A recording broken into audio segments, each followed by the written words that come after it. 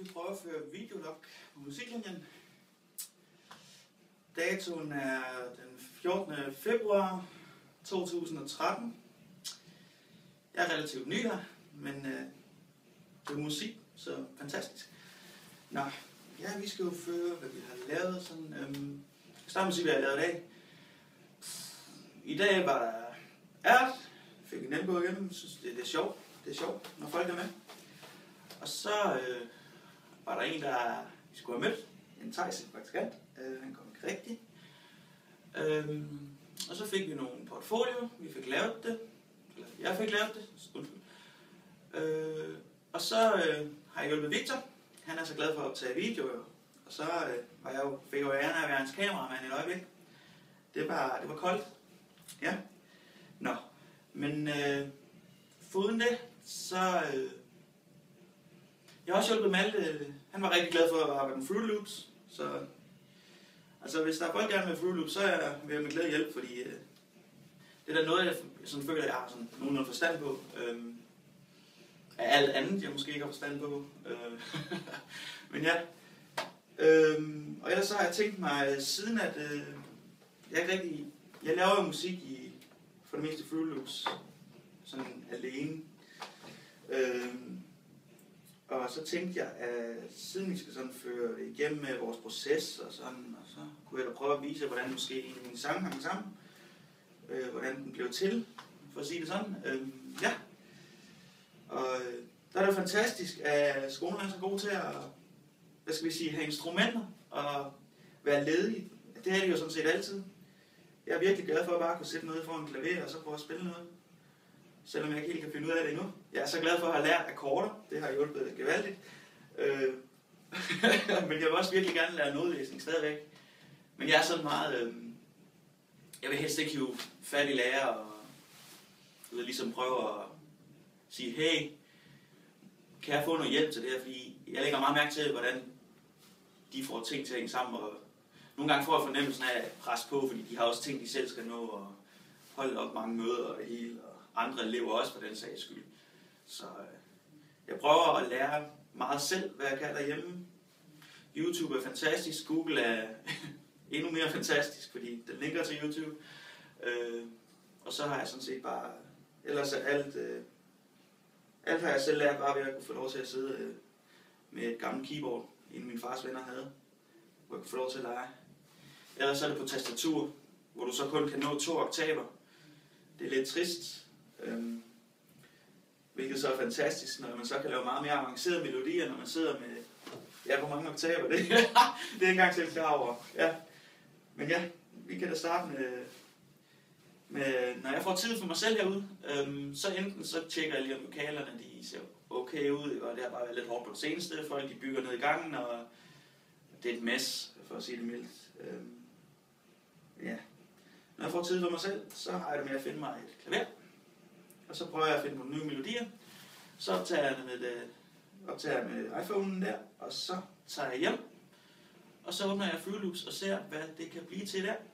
Som regel er det med, at du starter med en idé, en sjov, et fedt, et eller andet, der bare hænger sammen, og så laver du måske en overgang og sådan. Men når du så faktisk sidder og laver det, og har arbejdet med den i 3 timer, så ender du med at lave noget helt nyt, måske som stadigvæk lyder fantastisk.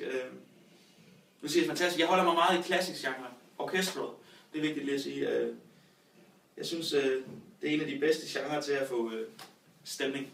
Så jeg elsker at sidde det. Så når jeg engang lærer de der plugins til Fruit Loops bedre at kende, så tror jeg, at jeg vil kunne få meget mere udtryk for, hvad jeg egentlig har af potentiale, hvordan jeg skal sige. Men en hurtig startmelodi. Det tager jeg så med hjem senere, det her. Og så viser jeg, hvordan jeg får det lavet. Også lige vigtigt at sige, at jeg elsker at hjælpe til. Er der noget med bandet, som de bare vil have hjælp med, eller hvis jeg overhovedet kan hjælpe, hvilket er lidt trist, fordi jeg vil vildt gerne hjælpe folk. Og så når der kommer nogen og siger, kan du lige vise mig akkorderne på den her guitar? Og så tænker jeg, nej, det kan jeg ikke hjælpe med. Så har jeg det bare. Men nu har jeg fokus på klaveret, fordi det har jeg brugt længe selv. Vi kan bare starte havde en her forleden, som jeg synes skulle optages, men jeg fik ikke gjort det. Men ja, vi starter. Hvor har vi den der?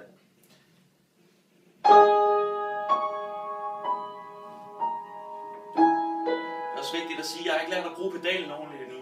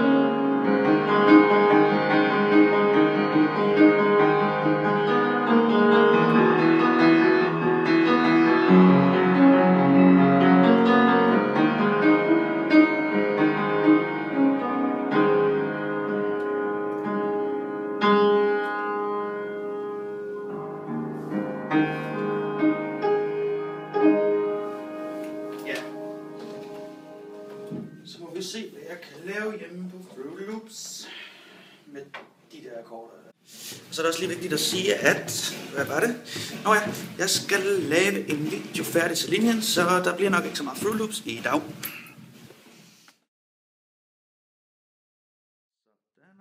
Back home. Lige komme ind ad døren. Det første jeg vil gøre, som så vanligt, er at komme ind med den taske her. Hold op. Yep. Det er så mit midlertidige værelse, nu når jeg får lov til at være på Langeland lidt. Så. Og så vil jeg gå i gang med den video der.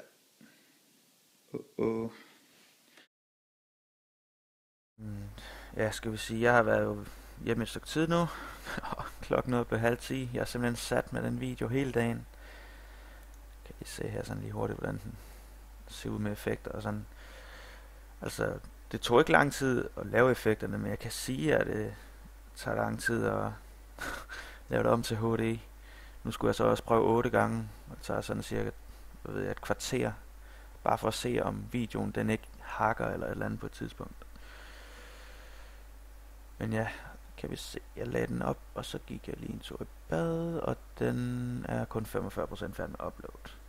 Men ja, den ryger i hvert fald lige op på den her kanal, indtil jeg hører nærmere med lærerne. Yep. Men indtil da, så har den jo served sit purpose, den her. Tak skal du have, Vegas. Nå. Og så tilbage på sporet. Jeg skulle vise noget musik, og hvordan det blev til. Og nu filmer jeg samtidig, så hvis Fruit Loops opfører sig underligt, så er det fordi jeg optager HD samtidig. Det skal computeren også klare. Så spændende. Wow, har det så stor effekt?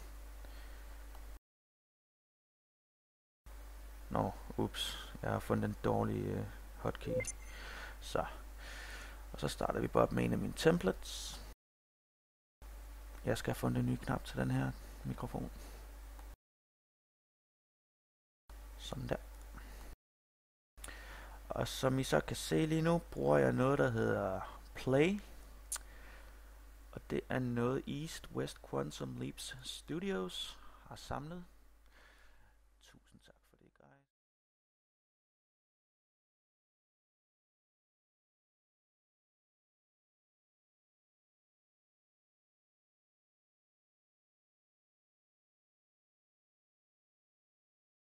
Ja. Og så skulle vi starte, og jeg kan nogenlunde huske melodien. Jeg har lige lagt video og sådan noget ind. Ja. Hold op, prøv at se. Den fanger min mikrofon hernede. Kæft, der er meget støj på. Hvad har jeg lavet?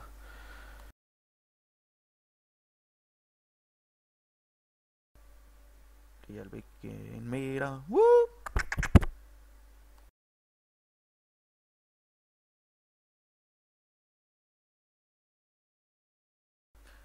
Nå, det må så bare lige være det. Nå, og som regel så starter jeg altid ud med klaver. Og så går vi lige ned i, eller op i browser, og så finder vi mit system. Og det har jeg liggende på D. Yep, Play Libraries. Og jeg har endda betalt for dem, der ikke kan få den til at virke, men det er ikke vigtigt, for de ligger også i Goliath instrumenter. Og jeg vil gerne have et PMI Bösendorfer. Ja tak, og det må meget gerne være dry. Kan I se her, der loader den lige færdig. Jeg vil gerne lige sige, at hvis loadingstimesen eller det lagger en gang imellem, selv med sådan en super NAS computer som den her, så er det simpelthen så tunge instrumenter, fordi de er så high quality, at ja, okay, det er måske engang det der problem. Måske det er harddisken, der ikke kan streame det hurtigt nok, men det er lige meget. Nå, godt. Nu har vi klaver. Lige prøve. Ingen effekter på, så det er bare sådan enkelt. Og hvis jeg husker rigtigt, så plejer det at lyde meget forstoppet, hvis jeg ikke lægger echo på mixeren, og skruer op for treble. Kan jeg ikke huske, hvordan jeg plejer at have den. Jeg prøver bare her. Godt, så kan du trykke play igen, og så har du hele instrumentet, og du kan pille ved her. Kan vi lægge noget delay på. Det er meget interessant.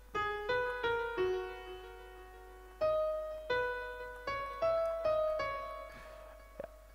Men jeg vil meget gerne have noget reverb her, så det lyder som om vi er i en sal.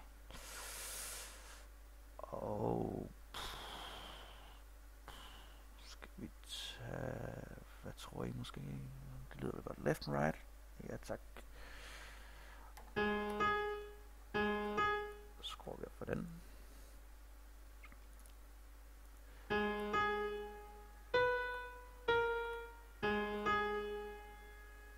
Måske lidt højere.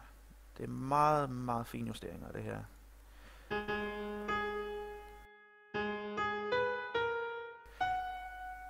Haha, musen har også en genvejstast. Hold op. Jeg skal få en ny. Nå. Og jeg ved ikke lige rigtig med pedalen endnu. Jeg skal nok sætte mig ind i det på et tidspunkt.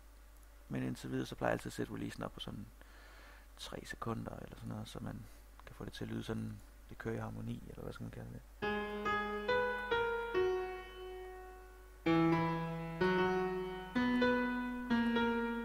Nå, godt. Så har vi et standard sådan klaver lige nu her. Går vi ind i piano-rollen. Okay, se når jeg spiller samtidig på mit tastatur her.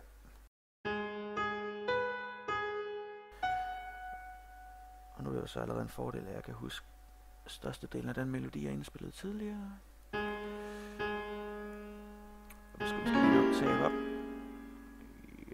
Prøv at se, jeg holder musen nede her. Flot. Attention! Jeg vil bare lige sige, at jeg kommer til at spole en del i det hele, ellers vil den her klip komme til at tage rigtig lang tid. Bare lige en friendly heads up. Yep.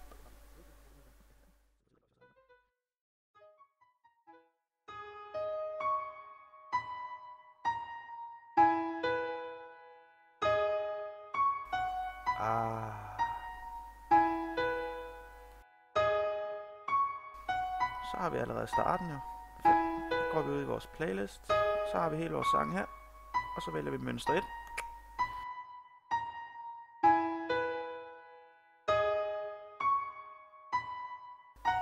Og så plejer jeg i stedet for at gå ind og så lave hele nye mønster, så gør jeg bare sådan her. Og lave det unique. Så der er pattern 2, så kan jeg sidde og pille ved det her, uden at den har effekt på den anden.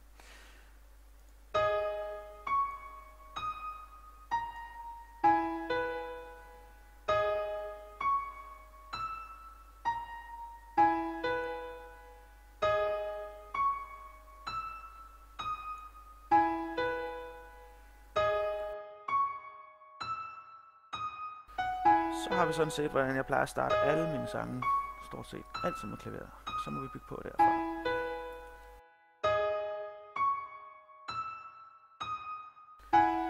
Nu vil jeg bare lige lave noget hurtigt uden at kommentere det. Så.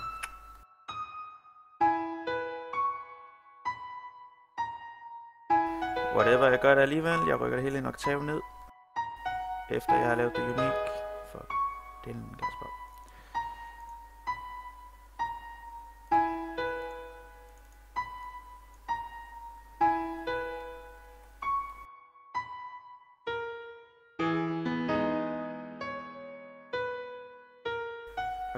Jeg synes, der var meget tryk på bundtonerne der.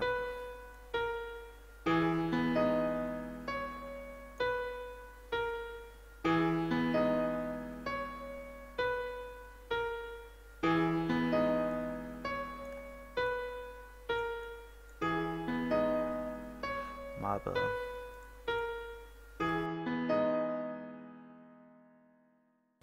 Kan vi bare lige prøve at spille det i sangen, så jeg kan se det.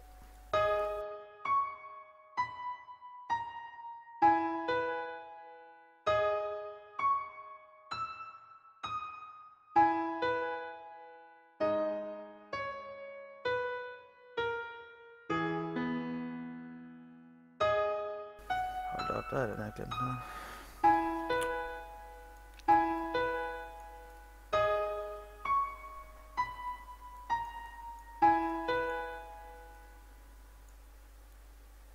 Jeg skal huske at følge mønster, Kasper. Sorry, jeg er ikke vant til at optage samtidig. Det er lidt weird. Sådan der.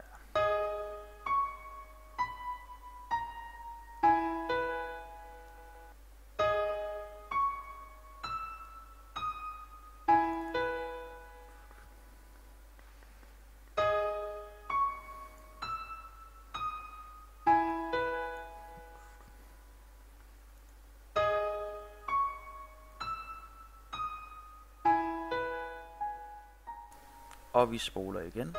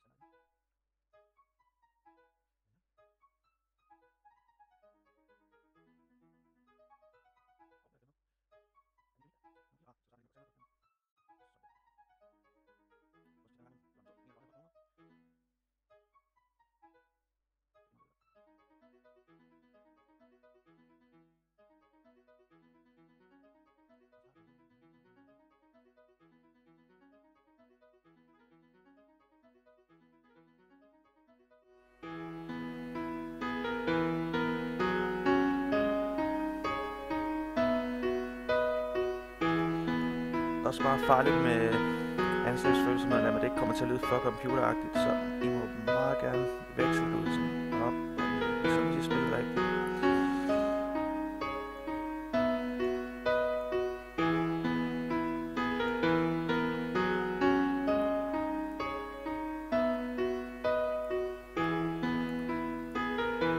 Det gør sådan en stor forskel, hvis I giver jer tid nok til det.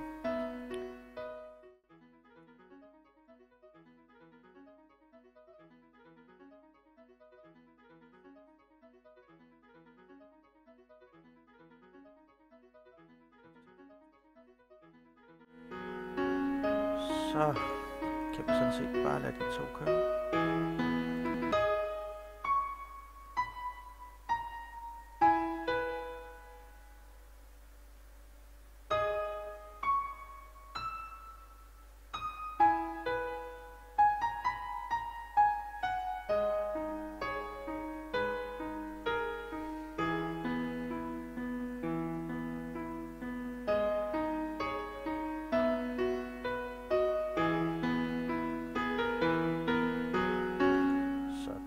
Fedt. Jamen så har vi vores klaver der. Den kan vi lige rename og give den en farve, hvis vi har lyst. Prøv at se musen.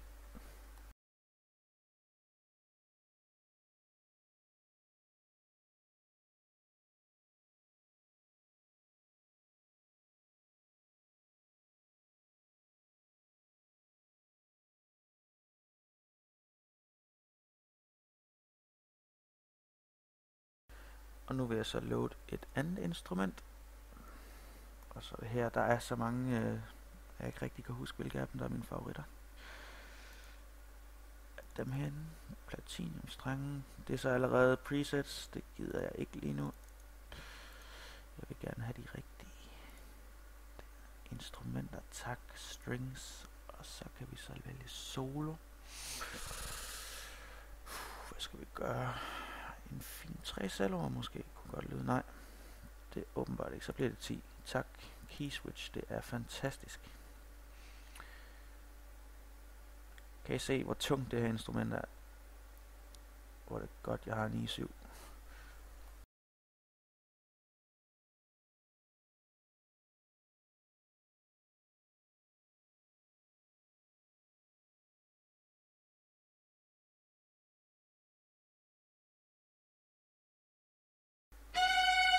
Ja, ved I hvad? Jeg ændrer lige det der med musen. Det går ikke, det her.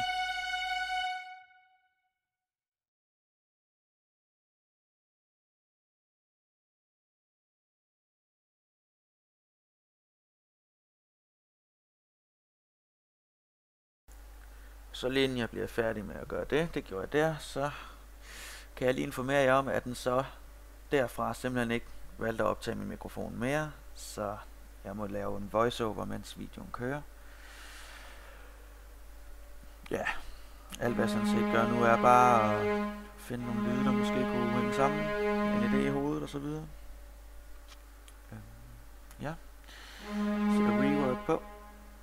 Det er fantastisk på strengen.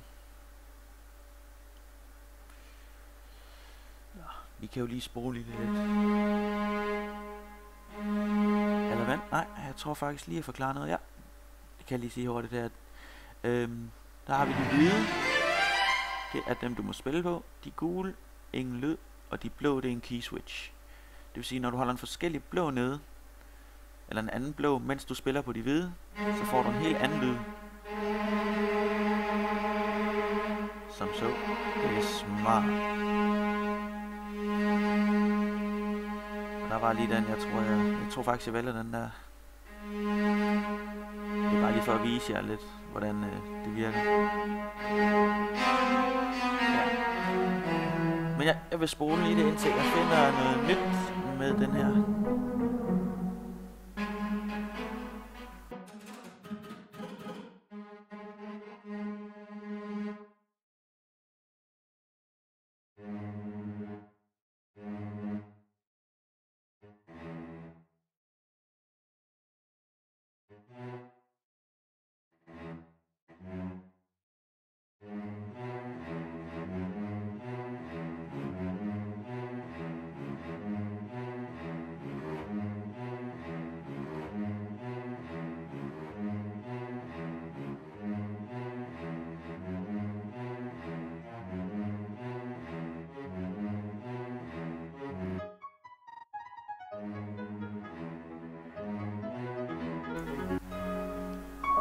Sådan og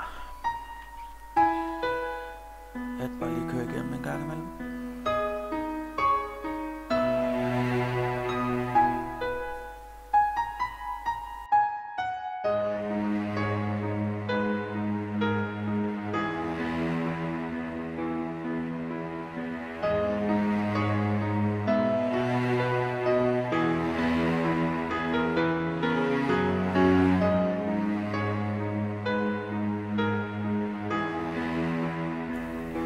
Som regel, når jeg når til sådan et punkt her, for eksempel, så vil jeg altid prøve at, jeg ved ikke, det føles bare naturligt at lave noget nyt.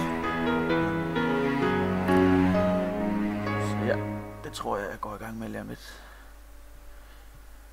Hvor det er synd. Der er en masse tips, der er gået tabt. Nå, så har jeg lært det. Næste gang optager jeg med et andet codec. Så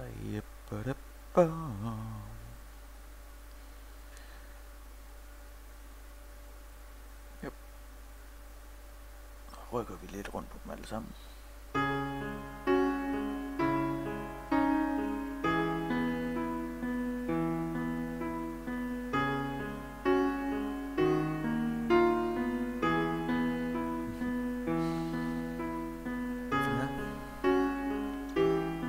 Vi spoler lige igen.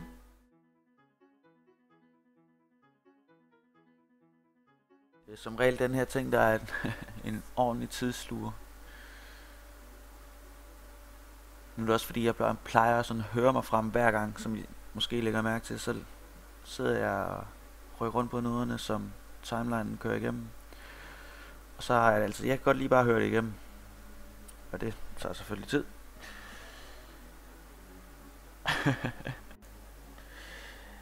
Nu tror jeg sådan set, ja, folk har fornemmelsen af, at det er mig. Jeg sidder og laver hver eneste trin ad gangen, så jeg har tænkt mig bare at, hvis der måske er nogen, der har lyst til det, så kunne jeg, ja, vise den fulde video, uploade den eller noget for folk, hvis de har lyst til det. For ellers så tror jeg bare, at jeg klipper til der, hvor jeg er nået til i dag. Så kan vi lige høre den igennem mod slut.